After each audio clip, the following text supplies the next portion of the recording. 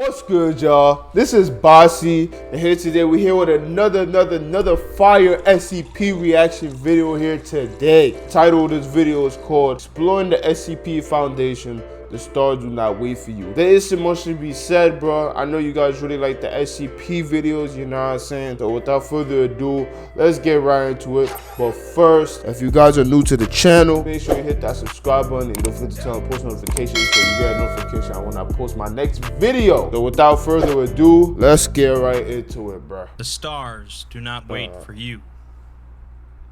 We're often told throughout life by parents, teachers, and motivational speakers that life is what we make it, and if we have the will to make something happen, we can do it.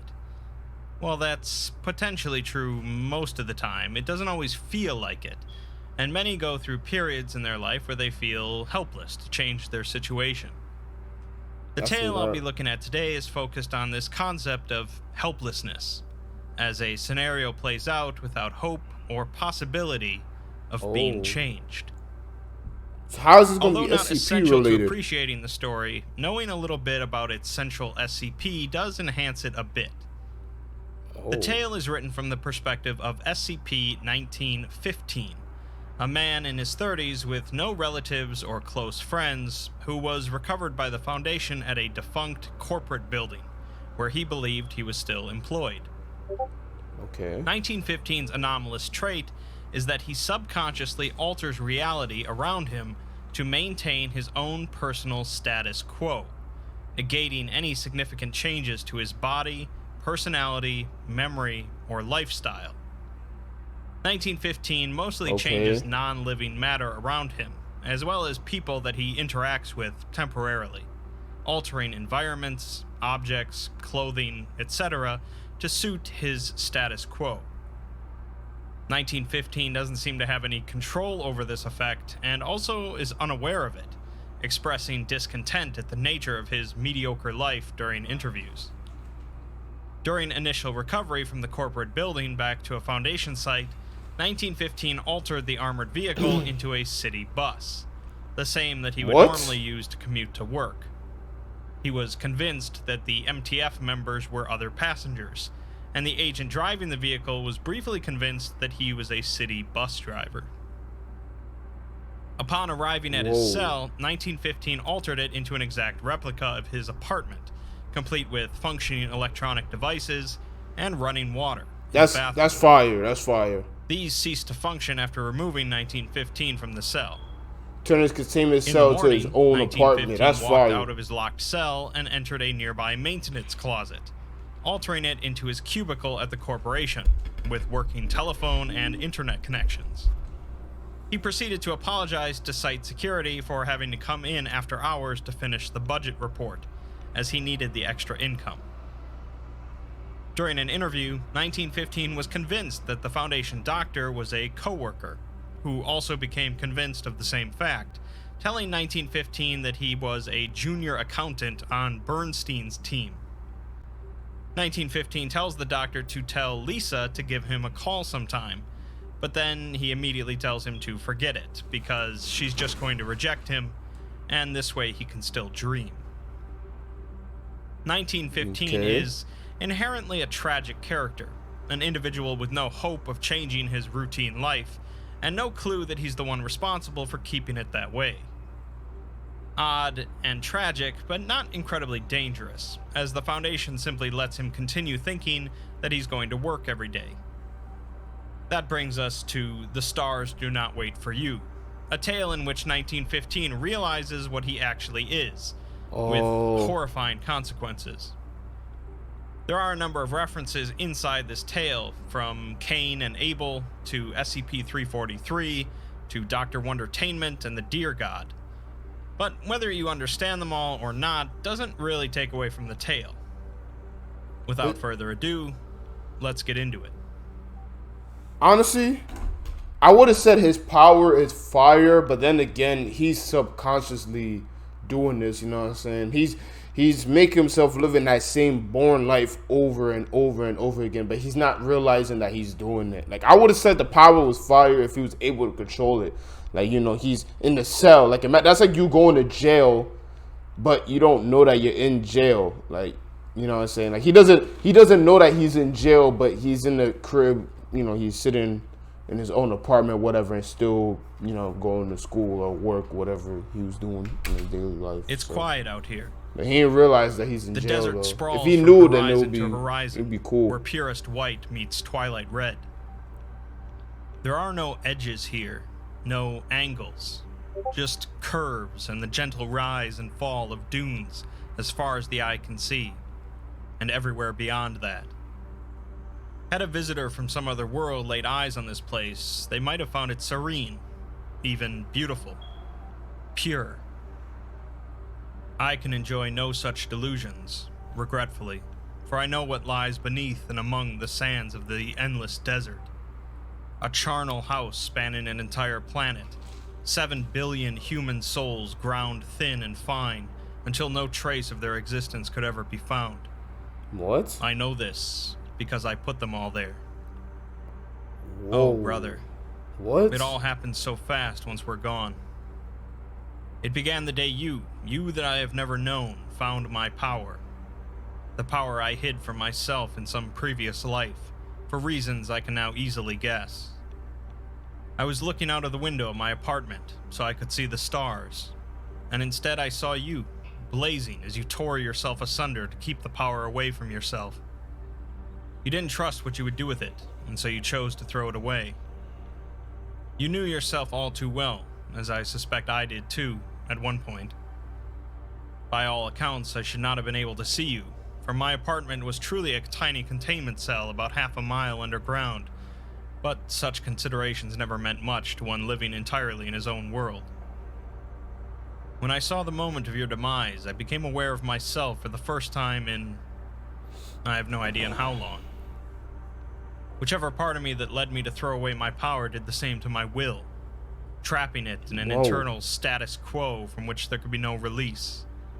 An eternity of filing spreadsheets for employers who existed solely in my head, of 9 o'clock meetings with no one, of fake masturbatory crushes over imaginary women. An eternity of tired, grinding mediocrity. But that was over that night, with your soul burning in the atmosphere like the loneliest of stars. I awakened. I died. For whatever left that little cell-turned-apartment wasn't me anymore.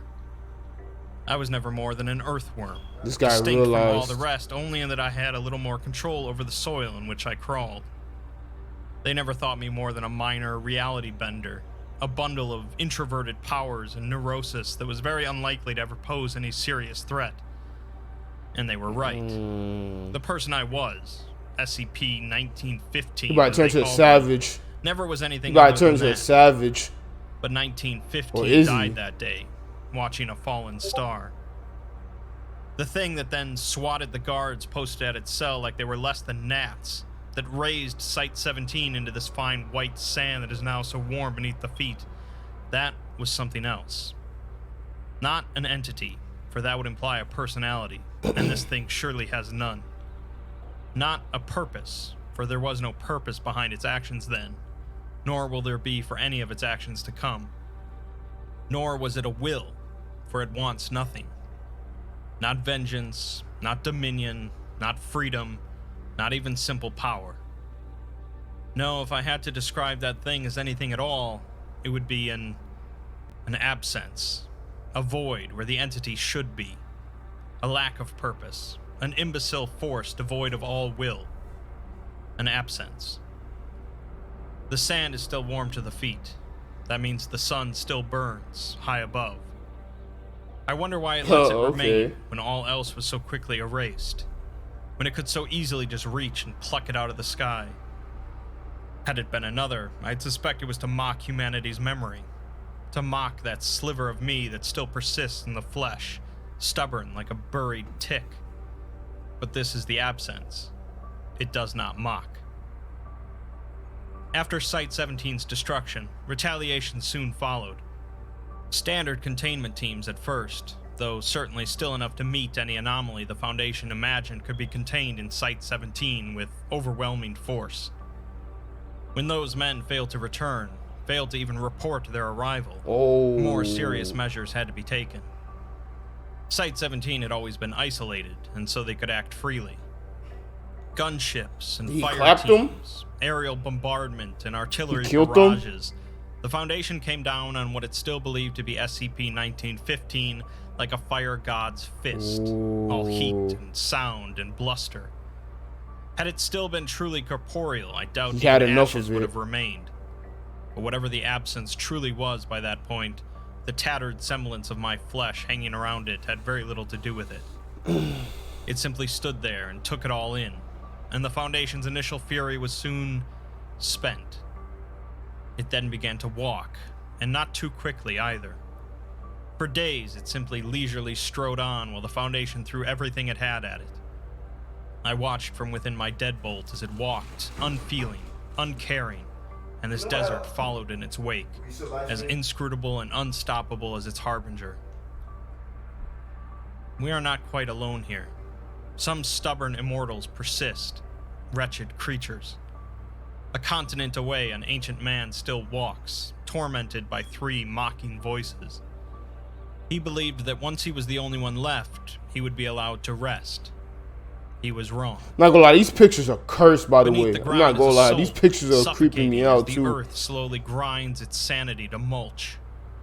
From its prison of gold and rubies, there would be no release. Elsewhere lies a once smiling god, as the sands cover his prone figure. He does not resist. He had once promised the world his love, promised humanity the stars. Sand pours through his fingers as he tries to gather his flame together. His people. Oh. But it is dying, and they are dead. Extinguished. When someone walks, they are bound to reach somewhere eventually, despite everyone's best efforts. And so the absence arrived at its first city, the sands at its heels like an obedient lapdog. Oh, there have been villages and towns before that, but the absence didn't seem to care enough to bother with them. It simply walked by, leaving them to the whims of the sands, which were only ever singular in their intent.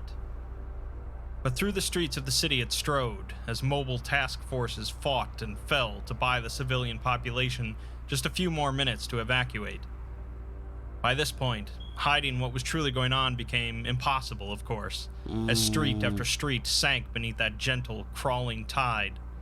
The Foundation had, of course, attempted to evacuate the city once it realized there would be no stopping the absence, but if I've learned anything in my eons as a corporate peon, is that organizing an operation of that magnitude is something So that I'm takes assuming a the lot more time absent than the is Foundation had. SCP-1915, I'm assuming. It's a wonder they managed to save as many as they did.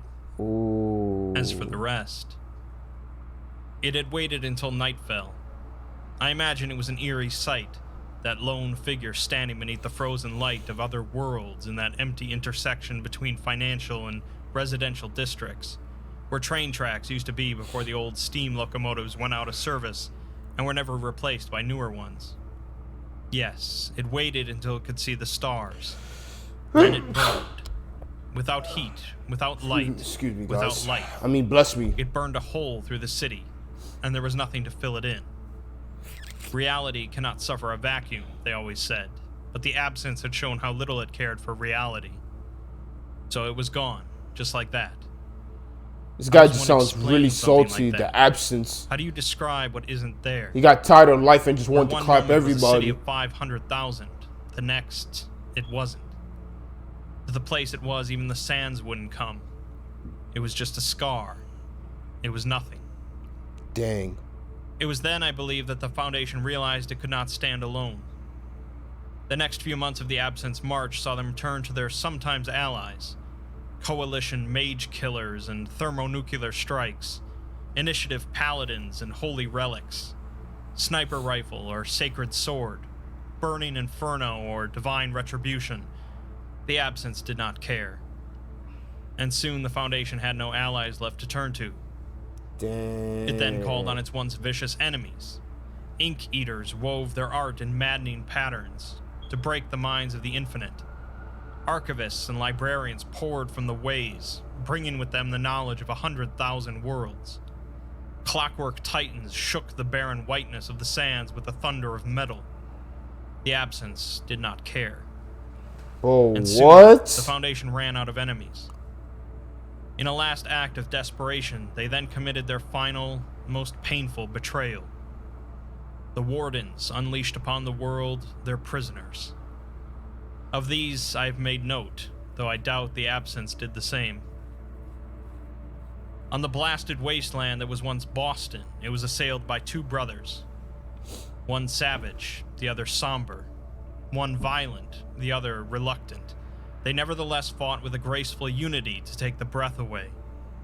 In their eyes, I saw that they did not know each other for a very long while, and that they fought so that they could have the time to rectify this. I saw regret and hope, rage and desperation, but most of all, I saw a simple need to be. I would like to believe that you and I would have been like them had we met, brother.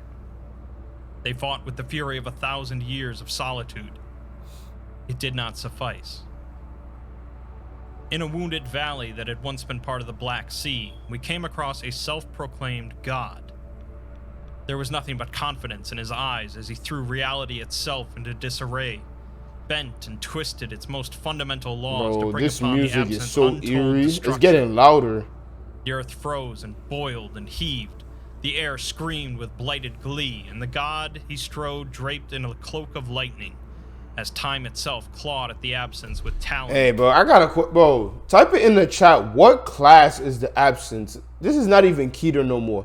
This might be the strongest SCP I heard so far. If I'm getting the story correctly, because I'm really trying to listen to the story, SCP-1915 turned into what's called the absence, and the SCP Foundation is trying to do everything they can to stop the absence, even sending its own SCP monsters at it, and it's not even working. Is that what's happening in the story? Or if it's not, if I said something wrong, type it in the comment section. But this might be the strongest. If the absence is an SCP, if it still counts as SCP, this might have to be the strongest SCP I've ever reacted to. Like, I ever watched. Strongest SCP so far. Like, it seems like this guy is just God. Like, until the god came to meet the absence's lack of a gaze. Until his eyes rested on an absence is on demon time, for real. Until he did not suffice. If I'm getting the story right, but before the you guys walls let of me Acre, know. as the ancient city was drowned Down by below. the desert, two figures approached us. One was four-legged and horned. Its crown was ice. Its eyes, galaxies.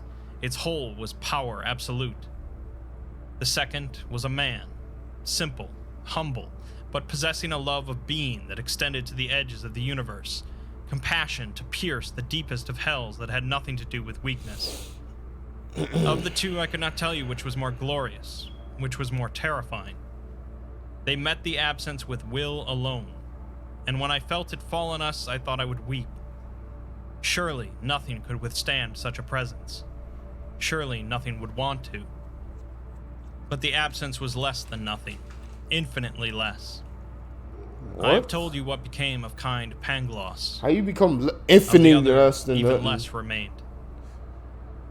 For months they came, for years, for decades, alone or in groups, with ferocity or with a blank stare.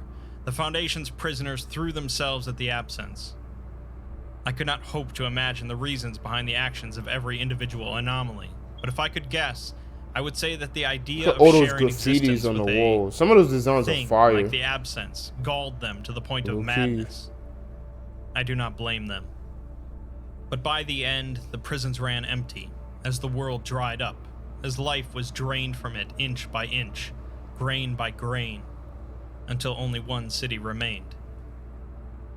I do not know by which power I was allowed to send my senses ahead of us, as the absence marched towards that tottering bastion which held in its quivering embrace the very last of humanity.